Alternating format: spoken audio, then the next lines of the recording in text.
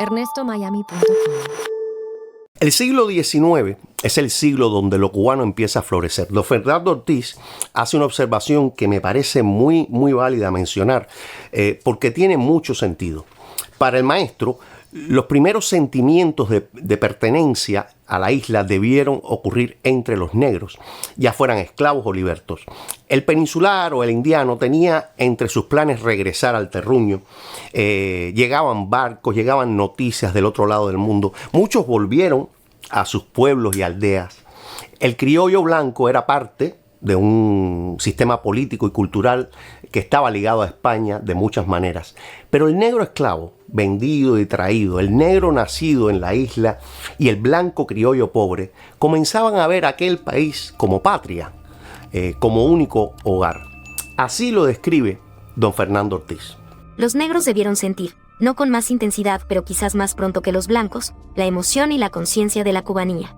El negro africano tuvo que perder muy pronto la esperanza de volver a sus lares y en su nostalgia no pudo pensar en una repatriación, como retiro al acabar la vida. El negro criollo jamás pensó en ser sino cubano. En la capa baja de los blancos desheredados y sin privilegio, también debió chispear la cubanía. La cubanía, que es conciencia, voluntad y raíz de patria, surgió primero entre las gentes aquí nacidas y crecidas, sin retorno ni retiro, con el alma arraigada en la tierra. La cubanía fue brotada desde abajo y no llovida desde arriba. Me gusta la metáfora que usa don Ortiz porque describe la génesis de la cubanía como una emanación, como una inundación y no como un mandato filosófico o político que viene de arriba como la lluvia. La cubanía surge libertariamente, surge anárquicamente, sin mediación de una orden o un precepto. Y creo que tiene mucha razón porque el primer escrito literario, aún sin que podamos llamarlo de cubanía, el conocido poema épico Espejo de Paciencia, de Silvestre de Balboa, ya habla de españoles y de negros, y el héroe es el esclavo Salvador Golomón. Otra de las migraciones muy importantes que influyeron muchísimo fueron la francesa de los colonos haitianos y de la Luisiana, que llegaron al oriente cubano imprimiendo y dando forma a costumbres, trayendo modernidad a la economía de todo el este cubano. También a mitad del siglo XIX llegan a Cuba decenas de miles de chinos, creo que de Cantón. Además de ser una inmigración de una cultura lejana, tenía una particularidad, que casi todos eran hombres, y estos hombres poco a poco se iban mezclando con las criollas y negras cubanas. Toda aquella mezcla de la que estamos hablando se traduce en la cubanía que comienza a florecer en el siglo XIX. El criollo comienza a tener una conciencia nacional. De la mezcla racial aparece el mulato, el mestizo, y por supuesto esto se refleja en la novela de Cirilo Villaverde, la muy conocida por todos, Cecilia Valdés, donde comienza en sí misma a mostrar las pistas de la cubanidad, la relación de amor-odio entre lo blanco y lo negro, entre la opulencia y la pobreza, y no por gusto es una mulata la que da nombre a la novela.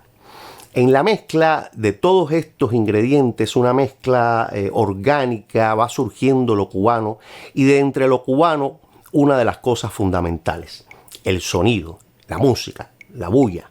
Por eso un verbo tan usado en Cuba es el infinitivo embullar, porque embullarse es unirse al bullicio, a la fiesta, a la pachanga. Por eso los cubanos no nos animamos a hacer esto o lo otro. Nadie se siente entusiasmado. Nosotros nos embullamos, nos unimos al ruido. Incluso en un diminutivo casi que es enamorarse. Ella está embulladita con ese muchacho. El sonido y el bullicio, el tambor y la guitarra, todo eso va conformando y formando el carácter cubano. Y el cubano es alborotado, es gritón, es fiestero. Sé que ahora va a salir algún letrado a decirme no, pero todos los cubanos no son así. Y por supuesto que tampoco todos los ingleses son flemáticos. Me estoy refiriendo a las características generales de una cultura. Hablar de Cuba es hablar de su música, sobre todo de la música popular. Esto no puede ser casual. Me es imposible en este video ahondar en este tema, pero sí es preciso que no lo pase por alto. El cubano lleva la musicalidad en el ADN. Tener en Cuba el oído cuadrado es una desdicha. Esto parece una exageración, pero una pequeña isla con una población bastante reducida creó una complejidad de géneros que van desde el punto guajiro, el guaguancó, la conga, el mambo, el danzón, el changüí, el son, el chachachá, la habanera, el bolero, la guaracha, y todavía se me quedan muchísimos más en el tintero. Los cubanos han compuesto géneros para comer y para llevar. Géneros de salón como el danzón, que unía instrumentos de la orquesta tradicional clásica con los timbales y el güiro. Una gama de géneros campesinos con una poesía viva, tan viva que se improvisa al instante creando verdaderas batallas verbales. O el son, que define lo total de la cubanía de punta a punta y termina marcando la clave nacional. La clave cubana es el latido de una nación. Como digo, es imposible en esta breve introducción meternos de lleno en cada aspecto. Mi intención es sobre todo dar una mirada general. Puedes ver a un cubano o cubana caminar y desde lejos podías apostar que nació en la isla, porque para esa banda sonora de la cubanidad, para todos esos géneros musicales, hace falta también un menú de movimientos, y el baile es también fundamental para nuestra cultura. El cubano habla con las manos, gesticula, alborota. De lejos, sin conocer la cultura, parece que discuten. Creo que nos quedamos cortos cuando digo y decimos que el cubano habla con las manos, habla con el cuerpo. El cubano lleva un caminar con cierto aguaje, con cierta hombría, que debe notarse, y la mujer con una carga de sensualidad y sandunga que no necesita una pista de baile, porque los cubanos cuando caminan parece que bailan, y cuando bailan hay una danza copulatoria, y eso no solo es en las últimas décadas con el reparterismo y el perreo. Esa sensualidad danzaria es tímida en el danzón y más clara en el guaguancó, donde el erotismo y la conquista del sexo opuesto es evidente. Es un baile de seducción y de rechazo que termina con el vacunao. El despertar de una identidad propia trajo también rebelión, conspiración y finalmente ansias de independencia. El criollo ya no se sentía sujeto a la corona, no se sentía parte de una tierra lejana que, aunque presente de muchas maneras en el día a día, seguía estando a una larga distancia marítima. El siglo XIX es el siglo de la rebelión, de las guerras, desde la Guerra de los 10 años, en 1868, la Guerra Chiquita, que apenas duró un par de años, y para cerrar el siglo, la Guerra del 98. El ciclo termina con la Guerra Hispano-Norteamericana y el fin de la Cuba española y el inicio de una nueva Cuba que no solo fue republicana como forma de gobierno, sino además una Cuba muy cercana e influida por una nación que más pronto que tarde estaba por convertirse en el poder económico y militar más poderoso del mundo, los Estados Unidos de América. La pujanza económica y política del gran vecino marcó la isla de Cuba en muchísimos aspectos. En lo político no se hizo esperar un deseo de anexión como contraposición a los deseos de España o de los independentistas. La historia de la posible y muchas veces deseada anexión de Cuba a Estados Unidos es otra de las historias muy mal contadas y politizadas, buscando remarcar un sentimiento nacionalista y antiimperialista. Esta cercanía y la relación con su gran vecino influyó en todos los sentidos en lo que sería lo cubano. Creo que incluso avivó un sentimiento patriótico muy fuerte por la presencia en su primera constitución republicana, la Constitución de 1901, y la famosa, incluso infame, enmienda Platt. Con la nueva constitución, Cuba y los cubanos se conforman como nación política, pero con el lastre de una enmienda que arrancó la isla de Pino del mapa, obliga a las próximas generaciones a vender o arrendar territorios nacionales a los norteamericanos, mantenía a una isla en un infantilismo político, dando el derecho a su vecino norteño a intervenir militarmente, dictando con quién se puede o no se puede mantener relaciones internacionales, en fin. En fin, que Cuba durante sus primeros pasos quedaba a merced de la intervención norteamericana y la vigilancia y amenaza siempre de que las tropas entraran a la isla. Gravitar tan cerca del poder de Estados Unidos trajo también muchísimas cosas positivas a Cuba. Entre ellas, trajo capital y trajo tecnología. Aquella cubanía de aquellas mezclas anteriores que puse, la amalgama europea, la amalgama africana, que ya era, ya se crea una nueva sustancia. Ahora se mezcla esa sustancia nueva con una cultura extraña, de otro mundo que viene de las raíces anglosajonas, unas raíces muy diferentes. Junto con toda esta etapa llegan en chorros potentes más ibéricos de todas las zonas españolas. Casi 1 millón en 30 años, en una población que apenas tenía en ese momento 1.5 millones de habitantes al lograr su independencia. Ya para tiempos del general Machado, y gracias al esplendor económico de los años 20, en Cuba habían 4 millones de personas. La cercanía a Estados Unidos hace que Cuba esté muy al tanto de los avances tecnológicos. El American Way y la curiosidad del cubano se unieron y entonces lo americano estaba de moda. El cubano es un enamorado de la modernidad. Estudiar y hablar inglés era un plus deseado para muchos trabajos y con la creciente entrada del turismo continental, ser bilingüe era decisivo para garantizar un buen puesto de trabajo. La cercanía y la influencia americana trajo capital y este crecimiento económico se puede apreciar como en los primeros años de la República la población cubana se triplicó. Para bien o para mal, la cercanía a un país con la fuerza gravitatoria de los Estados Unidos es un hecho objetivo y claro que por supuesto influye en el proceso cultural cubano. Es la época del auge del cine, la radio, la televisión, y los cubanos se sentían parte de toda esa modernidad. Los refrigeradores comenzaron a llamarse Frigidaire y al detergente se le decía FAB por aquella marca FAB. A las cerraduras de las puertas, que en Cuba son conocidas como Yale por la marca Yale. Para el filete de ternera nosotros nos quedamos con bistec. Por supuesto, nuestros cumpleaños no son con tartas o pasteles, son con cake y nuestras tartas son pie.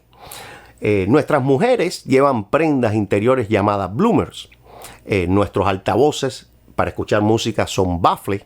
Y al azar y la oportunidad le decimos chance y muchas otras que harían una lista larguísima. El cubano empieza a americanizarse. Es la época de los apartamentos, la época en que cambia la silueta del litoral del malecón y comienzan los edificios a empinarse por encima del muro. Es la época de los electrodomésticos. Si los norteamericanos lo tenían, al otro día ya estaban en Cuba. De los norteamericanos nos llegó esa pasión por los deportes y sobre todo nos llegó nuestro deporte nacional, el béisbol, la pelota, que hizo que la juntura entre ambos países fuera aún mayor, o nuestra pasión temprana y duradera por el boxeo.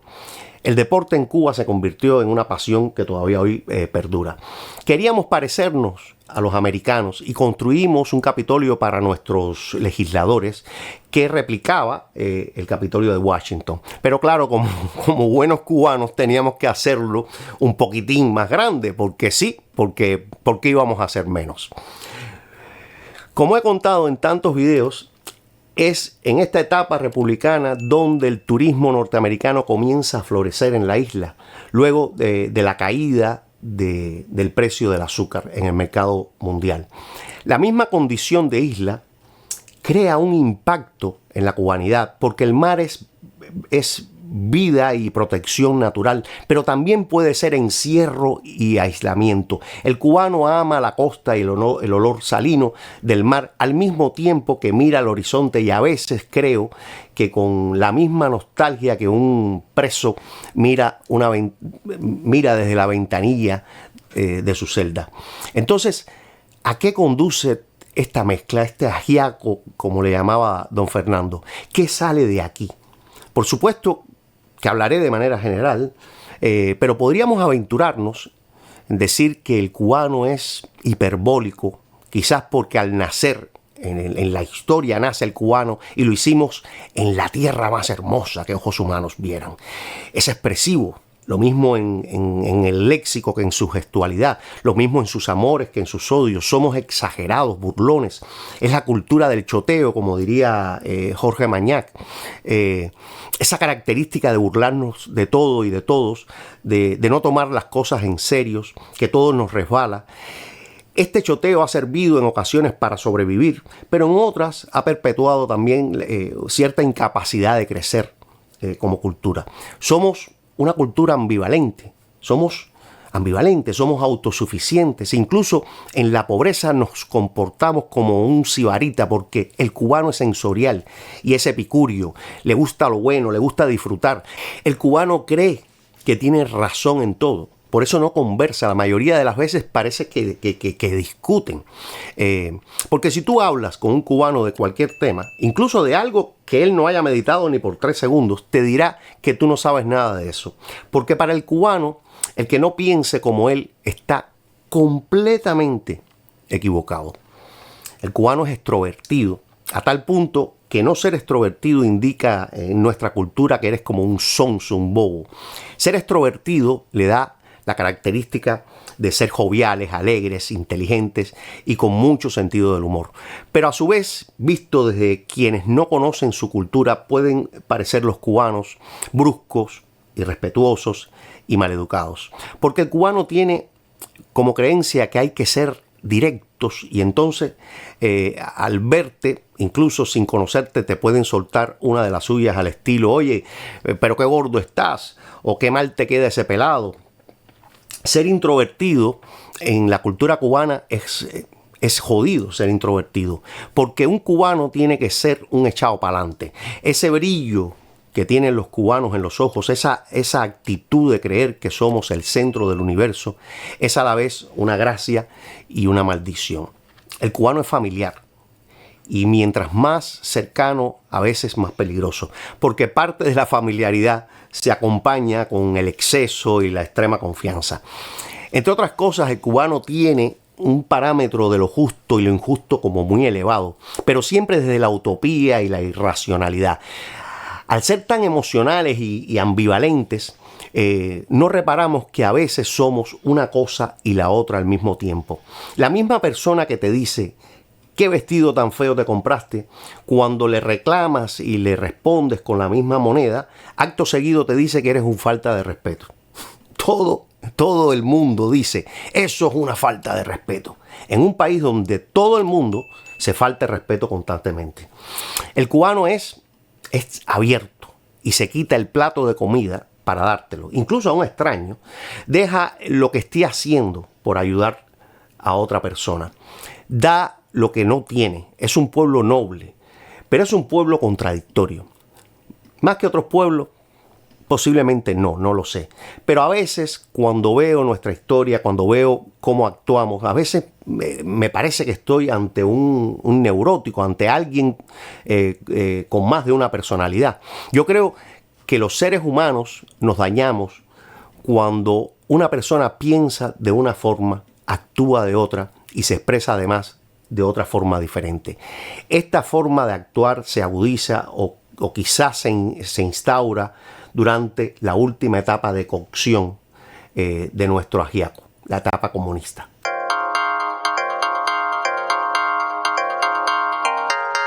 ErnestoMiami.com. Vitamina para la mente.